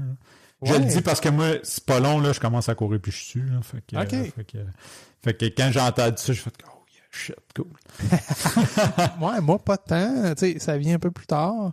Mais effectivement, puis ton corps, avec le temps, va s'adapter aussi. Tu peux développer. Je sais pas comment ça se travaille, mais je sais que le corps va s'adapter. Puis justement, c'est Garmin qui ont ça maintenant, une métrique de pourcentage d'adaptation à la chaleur. Puis c'est sûr qu'ils ne mesurent pas la sudation, ils mesurent plus le rythme cardiaque, mais souvent, ton rythme cardiaque va être plus haut pour quand il fait chaud, justement, parce qu'il y a besoin de circuler fluide pour aller refroidir un peu ton corps. Mais si tu as une meilleure sudation, justement, c'est que tu as un refroidissement qui se fait d'une autre façon. Il y a vraiment plusieurs éléments dans le corps qui travaillent conjointement là, pour y arriver. Mais oui, ça peut se transformer, ça peut s'adapter chez une personne avec le temps. Mais comment, pour vrai, je sais pas. Faudrait que je m'informe, je n'ai pas cette réponse. Intéressant. Ouais. J'ai entendu, puis là, j'ai lu quand même d'une étude sérieuse, mais j'ai pas les liens, là, fait que faites vos recherches. La taurine aiderait à la régulation genre de du la Red Bull, chaleur. là. Ouais, non, mais... Il y a plein d'autres affaires dans le Red Bull que t'as pas besoin. OK, prenez pas du Red Bull, écoutez pas Bill, là, ça, je pense que vous allez juste suivre votre vie, mais en supplément, tu peux l'avoir en supplément, la taurine. Ouais. Ça serait vraiment un régulateur de température qui aiderait. Ils ont fait des études genre sur des athlètes, là, puis ils leur donnaient de la taurine à tous les jours pendant 14 jours. Il y avait des groupes tests, puis ceux qui en prenaient toléraient mieux la chaleur comme à l'effort. Je suis toujours un peu ambivalent avec ça, tu sais, parce que le marketing est hyper fort là-dessus. Tu vas regarder, mettons, Kipchoge, qui est le meilleur marathonnier au monde, qui est sponsorisé par Martin pour ses gels. Là, tu dis, hey, il prend ces gels-là, m'a prendre ça. Moi aussi. Non, mais avant de faire un marathon, ça de 2 heures, ça va te prendre plus que le gel du dude, là. Tu sais, je veux dire, elle regarde le topo, là, puis lui, justement, il doit se dormir des solides nuits, puis il y a de l'entraînement structuré, puis c'est sa vie, il y a pas de, c'est sa job, là. Tu sais, il fait ça, il y a un paquet d'affaires, il vit dans un pays X qui a des conditions climatiques X, tu sais, il y a des caractéristiques génétiques, des prédispositions. Pas tant juste le gel qu'il prend, mais on a une tendance facile à dire « Hey, lui prend ça, m'a prendre ça » pour s'associer à lui. Mais ça, je suis totalement d'accord avec toi. Anyway, c'est souvent... Les suppléments sont souvent juste comme « Est-ce que ça me rend cool d'y prendre? » genre? Fait que, comme, le marketing, je veux dire, comme... Parce que la vérité, c'est que la plupart des suppléments sont équivalents parce qu'ils sont faits à la même place. C'est genre la même usine, puis le label, fait que tu prennes celui, la marque maison, ou après, c'est juste comme, je suis plus cool quand je prends celui qui a un fantôme dessus, ou, tu sais, il y a quelques compagnies qui vraiment se distinguent, là, qui vont aller vraiment chercher une qualité supérieure. Mais sinon, là, tu sais, comme si tu vas au shop santé, là, la taurine d'un ou la taurine de l'autre est probablement vient du même lab, la même source, le même, tu sais, ça change rien, celle à 35$ ou 50$ le pot, c'est marketing totalement. Ouais. Ça me rappelle deux histoires que j'avais trouvées drôles. Je parlais de Martin, qui sont des suppléments, justement, qui a des pros. Puis, à un moment donné, c'était vraiment le hype, là. Tout le monde voulait des Martin. Puis pas des Mark 10 comme les cigarettes. ça me fait penser au à la face. Non. Les fasciroules, man. Moi, j'essaye ça avant une backyard. Je m'allume une fasciroule. Mais non, pas Mark 10, mais bien Martin. Puis il y avait le store en ligne, puis il y avait une espèce de store non officiel. Tu vas aller sur la boutique, genre non officielle. Pas non officielle, mais la boutique comme anonyme, là. Puis tout, c'était le logo de Martin, mais il était flouté. Mais tu sais, tu voyais que c'était ça pareil, là. Puis ils vendaient la gourde avec le logo flouté. T'avais les petites pouches de gel, ils les avaient, c'était vraiment juste une enveloppe métallique, là, couleur métal. Il n'y avait pas de logo, pas rien dessus. Puis ce qu'ils disaient, c'est que c'était pour vendre à du monde qui était sous sponsorship avec, mettons, Gu ou Cliff ou etc. Il n'avait pas le droit de se faire voir avec une autre marque. Fait qu'il avait sorti ça pour que le monde puisse les prendre. Mais je pense que c'était vraiment plus un coup de marketing que d'autres choses, là. Mais j'avais trouvé ça vraiment nice. Puis parlant de niche aussi, tu sais, qui peut être différent, tu avais NAC, qui est un producteur de nutrition québécoise. Ils font des trucs pour pendant ou pour après. Ils ont toutes sortes d'affaires. Puis, d'ailleurs, NAC, écoute, c'est pour vrai un fleuron québécois en course à pied, là, au niveau nutrition. Ils se sont associés même à UTMB. C'est le partenaire de nutrition de UTMB mondial maintenant. Alors que c'est une compagnie d'ici, là, du Québec. Mais quand ils ont commencé, au départ, leur core business, c'était de faire des trucs à partir de la farine de grillon. Puis, tu sais, ils l'ont un peu délaissé. C'est resté végétal, je pense, plus que insecte. Mais parce qu'il y a des gens que ça rebutait, là. Mais c'était une farine incroyable, là. Il y avait un paquet de bonnes propriétés dans cette farine-là.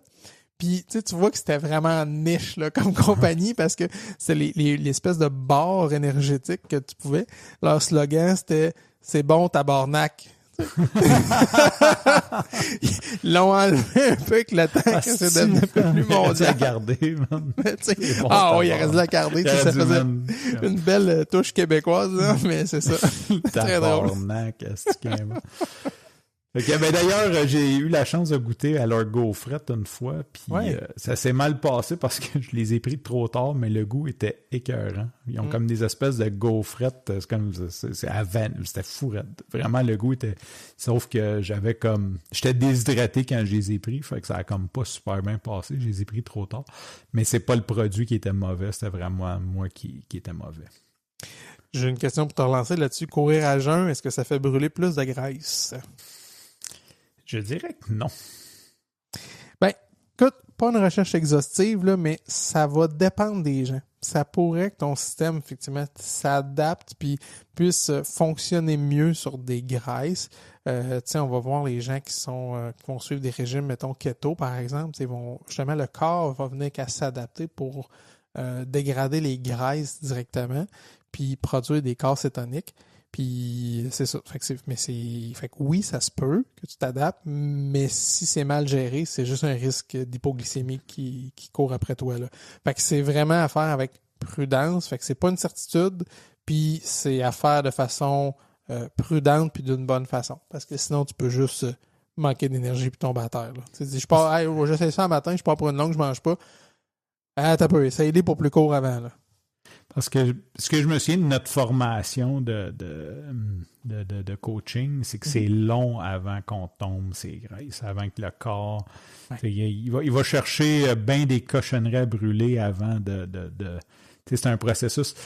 Comme si tu cours 6 km à jeun, t'es pas en train de brûler du gras. Là. Tu brûles ce qui reste, qui traîne d'énergie. Tu prends ce que tu as comme dans tes muscles storés un peu partout. Là. Je me souviens pas exactement c'était quoi le temps ou la distance, mais c'est quand même long. Mais il y en a sûrement qui vont plus vite dedans, comme tu dis, là, si tu tombes en cétogène ou comme tu réussis. Pour ma part, j'ai toujours couru à jeun. Je suis encore là. Ouais. On vient de défaire la théorie. Mais bon, OK, je mange beaucoup aussi, là, fait que c'est la nourrition, mais oui. Puis moi, ce que je m'étais fait dire, c'est que je l'ai fait naturellement juste parce que je déjeunais pas, puis j'allais courir le matin. Puis ce que je m'étais fait dire, c'est que c'était bon, puis je sais pas, c'est peut-être un mythe, c'était un entraîneur qui m'avait dit ça, que quand tu arrives au mur du marathon, dans le fond, c'est ça le mur, c'est que les gens sont habitués de brûler du sucre, sont pas comme leur corps n'est pas habitué de rouler vide. Fait en t'entraînant dès le départ sur un estomac vide, tu n'auras pas de mur. Puis je me souviens que ça a été tough parce que j'avais jamais couru au-dessus de 32 km. Fait que rendu à 35, là, t'es écœuré solide. Mais je pense pas avoir vécu le mur en tant que tel. Ou je sais pas. Là, moi non plus, ça m'est jamais arrivé. De te frapper et de dire « Wow, qu'est-ce qui se passe? » Puis que tu te lâches. Là, non, ça m'est jamais arrivé non plus. C'est ça.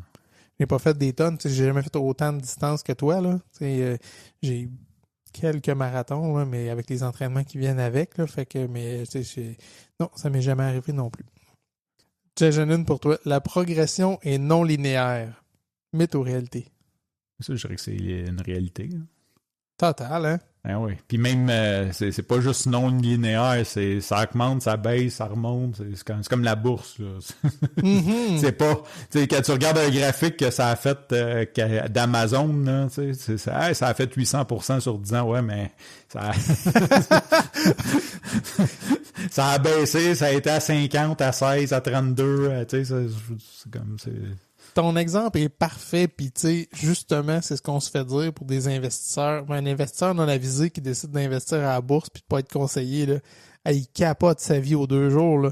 C'est comme, toi, ok, ça monte, ça rebaisse, c'est ça à longue run qu'il faut que tu regardes des investissements, justement, en bourse, parce que, comme tu dis, là, tu sais, prends l'action d'Amazon, elle a monté en débile ces 15 dernières années, mais c'était pas un long fleuve tranquille, justement, linéaire. Ça a fait des up and down en fou, mais l'entraînement, c'est la même affaire. Si tu regardes, non, aujourd'hui, c'était de la merde, tout va mal. T'as peu, là. C'est ça. T'sais, check ta grande ligne de ton année ou de tes 5 dernières années, puis ça va être bien différent. Les tendances sont plus importantes que les micro-changements de direction. Exactement. Puis, tu sais, pour ceux que ça peut, je sais pas si ça peut les aider, là, mais genre 2020-2021, ça a été des années de boîte.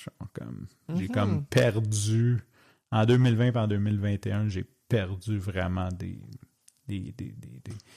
pas des performances, là, mais je sais pas comment dire, mais j'en ai perdu. À cause de la pandémie? Non.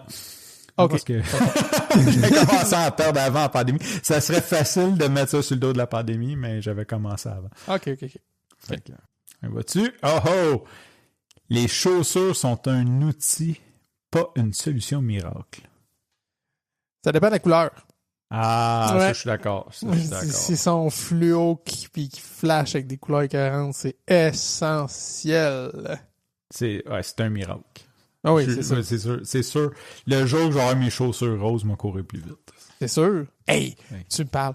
Il y avait des New Balance Rebelles qui étaient roses. Ils étaient malades. Ils ont discontinué je voulais les acheter sur Altitude, justement, puis j'ai checké. J'étais pas prêt. Là, puis à un moment donné, New Balance, ils ont discontinué quand moi, j'étais prêt. J'étais fâché.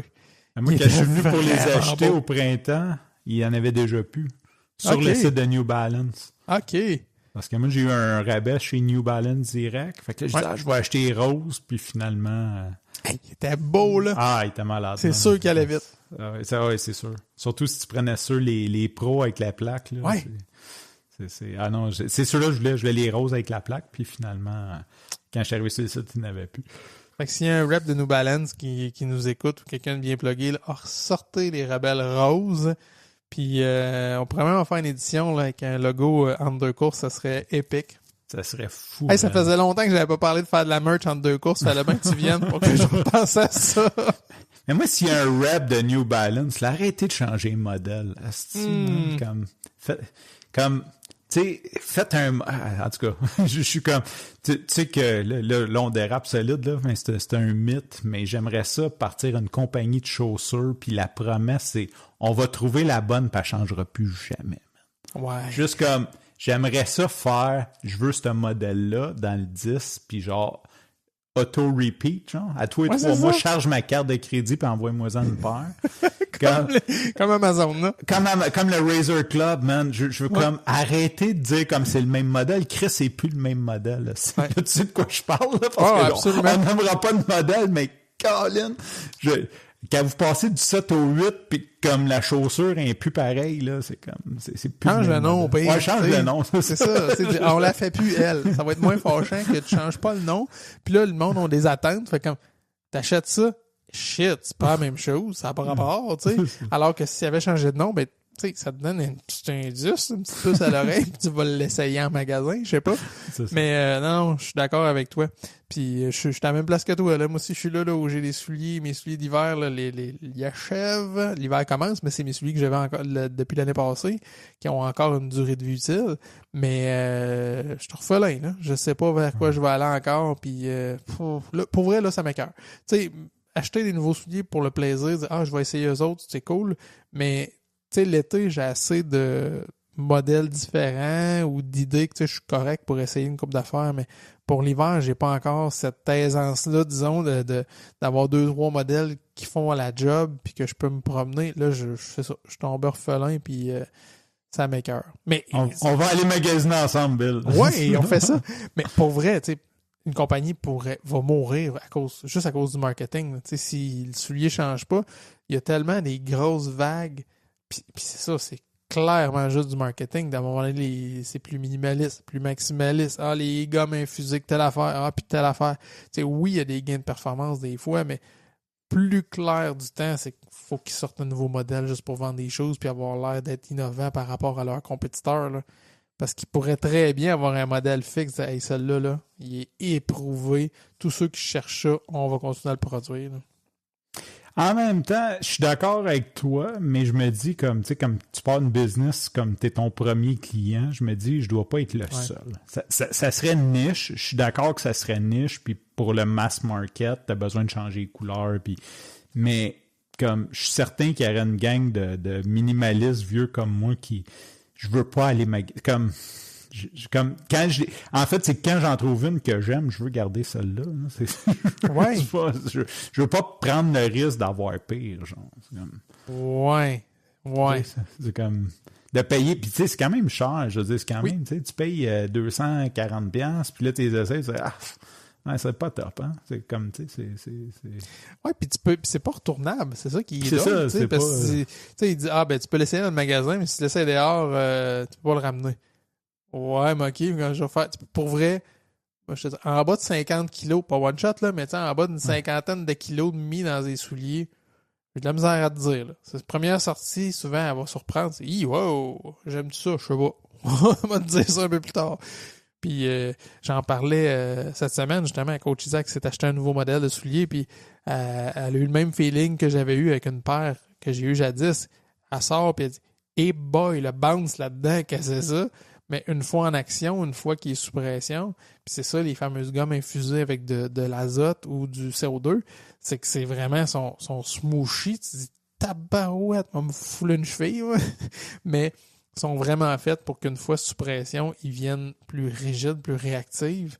Pas rigides, mais tu sais, c'est ça, plus un peu plus... Ils durcissent sous pression, si on veut, là, puis ils donnent un bon rebond, mais ils perdent tout leur effet mou et instable, finalement. Alors qu'à la marche, c'est vraiment... Moi, le feeling que j'avais, c'était ça. Je me suis dit, c'est instable, ça ne marchera jamais, ça. Puis au contraire, c'est super plaisant à rider comme soulier, mais c'est ça, faut que tu aies torché un petit peu, là. Tu vois, comme justement les On, j'ai jamais été capable, mais je les ai juste essayés en magasin. Fait que ça me fait penser peut-être que les rouler un 50-100 km après, je serais bien. Ben, c'est ça. Tu t'apprends à apprivoiser, puis qu'est-ce que le soulier offre, comment il fonctionne. Puis, moi, j'ai des souliers que... c'est ce que j'aime d'avoir de la diversité dans mes souliers. Hey, j'ai le goût de faire ça. Ah ouais, je vais mettre ces souliers-là. Je sais qu'ils me procurent tel feeling ou qu'ils me procurent telle performance ou qu'ils me procurent tel confort, par exemple. Puis j'ai un plaisir à... J'ai la chance de pouvoir le faire, là, d'avoir une coupe de paires quand même différente, mais je trouve ça le fun, ça. Ça diversifie mes courses puis ça amène vraiment une dynamique différente là, dans mes courses. Là. Ça, c'est depuis qu'Altitude Sport te donne 20%. Oui, c'est ça, exactement. C'est un shopping spree, puis j'achète des choses. Non, c'est une maladie qui date de plus longtemps que ça, là. Ah. J'aimerais ça te dire que, ouais, non. Ça a peut-être accentué, là, mais non. Clairement. Fait que le code entre deux courses, on le flag. On va le brûler, ce code-là. On va le brûler. Achetez-en des affaires. On veut qu'Altitude, il le barre, genre, c'est notre but. Ah ouais, qu'il l'enlève. Tellement populaire, tellement, ouais. Il pète faillite. Altitude Sport pète faillite. Ils ont trop vendu au cost. Ça serait écœurant. Hey, moi, j'irais pour un autre. Ouais, donc. La technique de respiration influence l'endurance. Eh boy. Ben oui. Oui. Moi, je dirais que oui, parce que... Tu sais, clairement, si tu respires mal, tu vas tomber dans une espèce de spin de ton cœur va s'emballer parce que plus tu as une bonne respiration, plus tu vas avoir un contrôle de ton rythme cardiaque, de ta fréquence cardiaque plutôt. Fait que si tu as une respiration qui est très efficace, d'ailleurs, on avait un épisode là-dessus sur la respiration très technique, puis Coach Isaac m'avait impressionné. Je suis comme, tabarouette. Moi, j'étais co-animateur puis j'écoutais. C'est wow! J'apprenais, tu sais. C'était vraiment nice. Il est super intéressant, cet épisode-là. Puis on a eu souvent des gens qui nous ont fait des retours comme quoi que c'était pertinent puis ça les a aidés. Fait que oui, tu vas te brûler à mal respirer parce que tu es sous-efficace. Alors que si justement tu adoptes une respiration qui est adapté, qui est approprié à ce que tu es en train de faire, ben oui, tu vas durer plus longtemps, puis tu vas être capable de... Fait que même que ce soit de l'intervalle ou de la longue run, ben ton rythme respiratoire va avoir quand même une influence sur combien de temps tu peux soutenir ça. Fait que oui, 100%. Clairement, tu as raison. Puis moi, quand je coachais cardio plein air, merci à leur contenu, il faut me poursuivre si jamais j'ai dit quoi qu'il ne fallait pas. 20%, jusqu'à 20% de ton énergie quand tu cours est utilisée par le système respiratoire. Ouais. Fait que si tu fais un gain là-dessus, puis c'est là-dessus que je travaille présentement, là, justement, par le fait de la blessure et que j'ai écouté beaucoup de choses. Fait que c'est sûr que si tu fais un gain de 10-12% là-dessus, ben tes performances augmentent de 2%. Mais tu sais, on s'entend que c'est facile gagner 10% sur ta respiration. Facile entre guillemets. Là, ouais. Mais dans le sens que t'as pas à allonger tes sorties ou whatever. C'est juste de prendre des habitudes, d'apprendre comment faire. Fait que c'est souvent pas tant... Souvent, c'est un peu contre-intuitif, là, mais tu sais, on a tendance à dire « OK, je vais respirer plus lentement. » Puis pas nécessairement, dépendamment de ce que tu fais, c'est justement, c'est pas tant ça.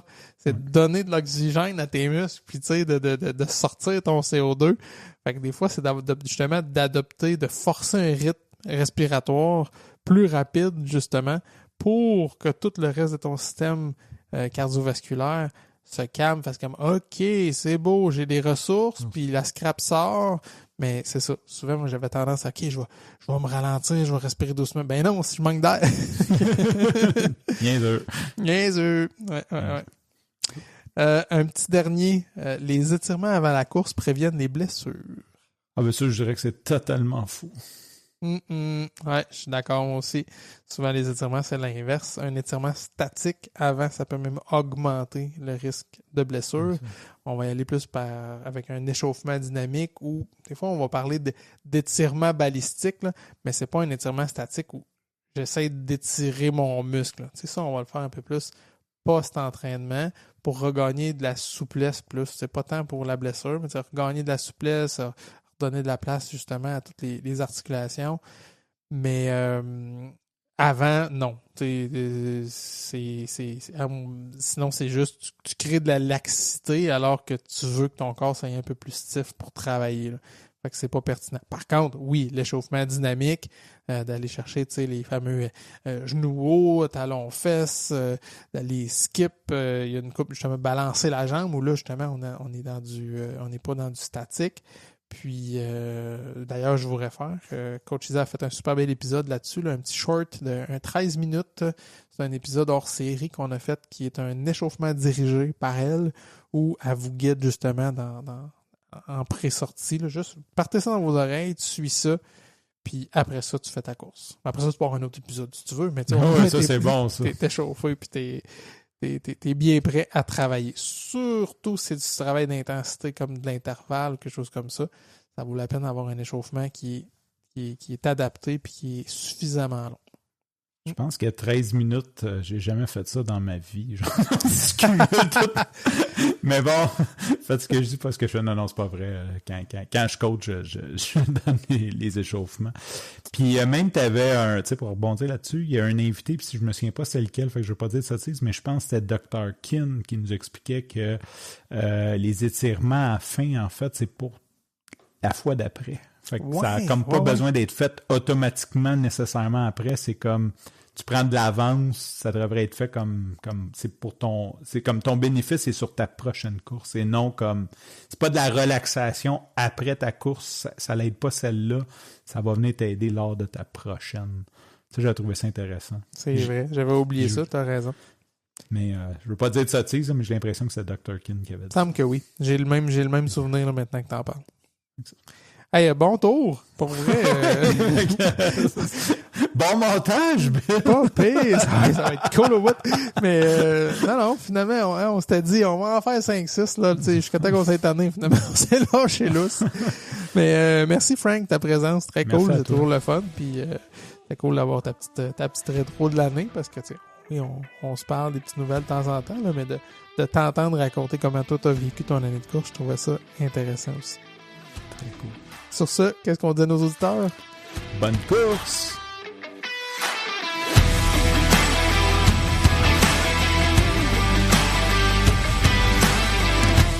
Si t'as aimé cet épisode, prends le temps de le partager autour de toi. Abonne-toi sur ta plateforme préférée pour pas manquer les nouveaux épisodes qui sortent chaque jeudi. Tant qu'à y être, laisse-nous un petit commentaire et un 5 étoiles, c'est toujours apprécié.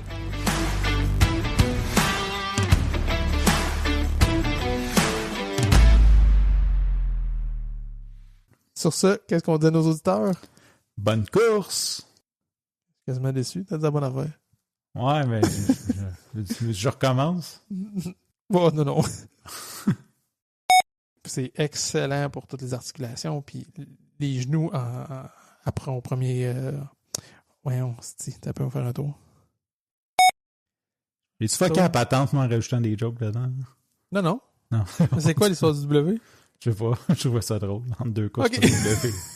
J'étais comme, ok, j'ai manqué. Ok, c'est peut-être une joke de Scrabble. mets une lettre par rapport, tu sais, Francis pas de Z, genre.